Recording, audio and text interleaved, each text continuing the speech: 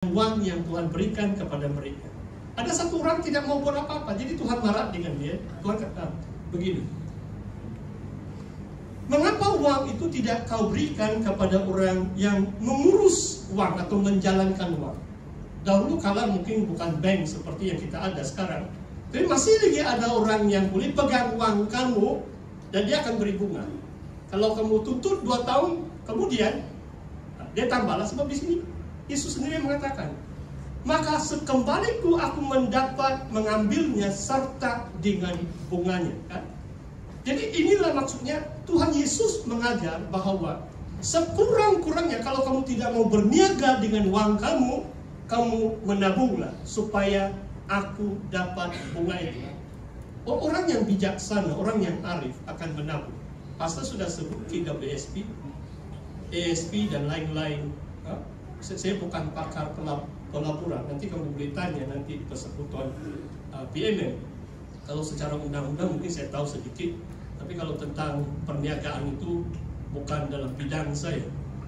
Saudara, yang keempat, saudara, ini mengurus keuangan dengan berhemat. Kalau kita orang yang arif, apalagi generasi muda, kamu harus tahu bagaimana meningkat keupayaan Anda untuk mendapat gaji yang lebih tinggi.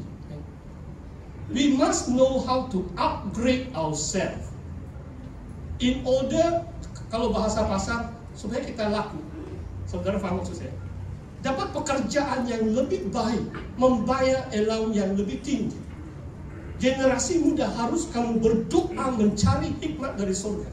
Bagaimana saudara boleh meningkatkan keupayaan saudara untuk mendapat gaji yang lebih baik.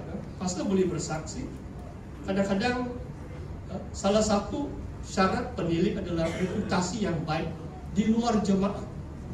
Waktu saya kerja di Singapura, baru beberapa saudara marah saya, baru mereka respect. Sebab kalau bangsa Cina itu kebanyakan mau tengok uang baik. Kalau saya hanya pastor saja mungkin susah cakap tentang Tuhan. Pelayanan saya pun mereka tidak mau dengar. Jadi ada satu cousin saya, dia cakap begitu, Tony, laku lah kamu. Sebab saya dapat kerja yang baik di Singapura. Allowance saya yang pertama 4 kali ganda allowance saya pas disabilitas. Terus saya dapat 4 kali ganda berkat. Itu mukjizat yang luar biasa. So, Tuhan tahu kemudian waktu itu anak saya sudah memasuki tingkatan 5. Kemudian dia kena hantar pergi New Zealand. Disitulah saya mampu membiayai persekolahan anak saya. 6 tahun, 2 tahun sekolah menengah, 4 tahun di university. 2014 dia tamat sudah ijazahnya. Di Otago, tempat yang sama saya mendapat ijazah kedoktoran saya. Dia jurusan ekonomi. Dia pernah email dengan saya, Bapak, saya mau teruskan ambil master. Bolehkah itu? Dia tanya saya. Saya minta maaf anak, tidak boleh. Sebab saya mau balik Sabah sudah. Balik dengan gaji pas dari saya. Kamu sendiri sudahlah. Maksudnya saya sudah tolong dia 6 tahun. Dia sudah ada first degree. Kemudian setahun lebih baru dia dapat pekerjaan. Oh sekarang lumayan. Mungkin 6-7 kali. Lalu dia berbanding ayahnya. Tapi kita banggakan anak kita pun stabil pekerjaan dan elang pun agak baik karena uang New Zealand pun lebih besar berbanding uang ringgit. Saudara, yang kelima saudara, sesuai dengan perumpamaan, nanti kamu baca ini Lukas 19. Kita juga harus kreatif atau inovatif dari segi perniagaan. Yang 1 uang minga itu mendapat 10. Ini hasil perniagaan. Bagi saya, ini bukan saya dorong kamu mau cepat kaya, saudara. Tapi kalau makan gaji ya, kamu terhad naik gaji kamu 4.000, 6.000, itu sajalah itu kan, naik sikit-sikit begitu. Tapi perniagaan itu luar biasa. Kamu ciptalah satu alat AI, DeepSeek. Besok kamu jadi bukan saja jutawan, bilioner. Saudara faham maksud saya? Kamu kalau kreatif, ada produk. Saya buka syarikat 4 tahun. Produk saya adalah legal services. Saya peguam. Pelanggan saya bayar. Kalau saya makan gaji, bukan sedikit. Waktu saya keluar buka syarikat, majikan saya, sebab dia coba menahan saya, baru 1 tahun saya kerja di syarikat. Waktu itu baru 3.000. Tahun 88. 89 saya mau keluar buka syarikat. Ini pasal sharing, mendorong kami. Dan majikan saya terus jumpa saya. Jangan kamu keluar, kalau kamu stay, naik gaji 2.000 sampai 5.000. Dia buat profit sharing 5%. Dia kasih tunjuk, saya jadi account. Syarikat guaman keuntungan 2 juta 1 tahun. Kamu dapat 5%. Siapa yang pandai max di sini? 100.000 lah maksudnya. Gaji saya awal 89 kalau saya terus menetap di firma itu. Gaji pokok 5.000, gaji profit sharing peratusan ujung tahun keuntungan syarikat rata 2 juta, saya dapat 100.000. Lumayan juga, saya baru 24 tahun, masih muda kan.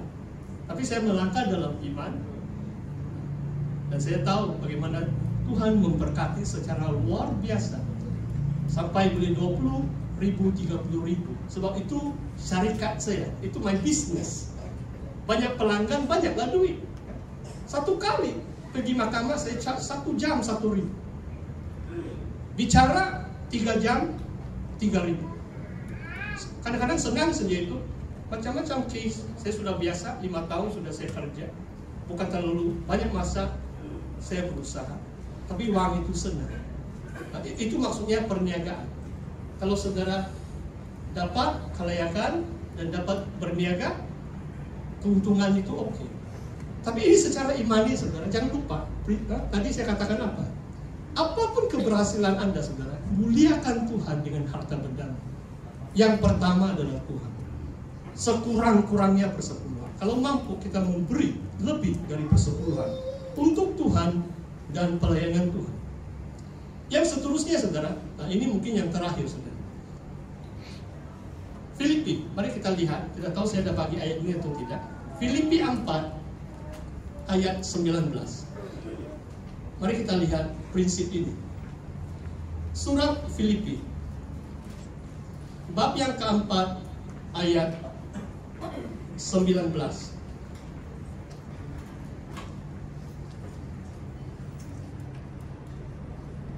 Kamu dapat? Ya. Allahku akan memenuhi segala keperluanmu menurut kekayaan dan kemuliaannya dalam Kristus Yesus.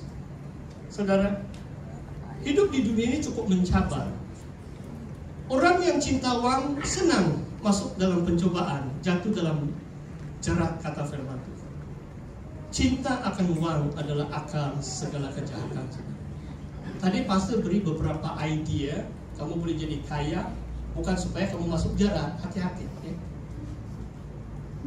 Kalau kamu diberkati, tolong saudara Anda, tolong orang tua Anda, tolong jemaah yang dalam kesusahan, memberi dengan lebih banyak untuk memajukan pelayanan. Ayat ini sangat indah sebenarnya. Paulus katakan, aku hidup dalam kelimpahan.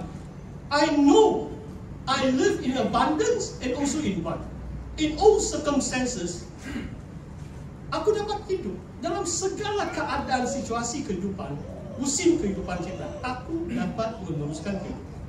Karena Tuhan yang memenuhi segala keperluan kita menurut kekayaan dan kemuliaannya dalam Kristus Yesus. Ada amin? Haleluya. Saya jemput pemuzik. Mari kita menaikkan satu lagu. Mungkin berat juga ini, soal ini uang. Bila kamu renungkan firman Tuhan, saya tidak mau kamu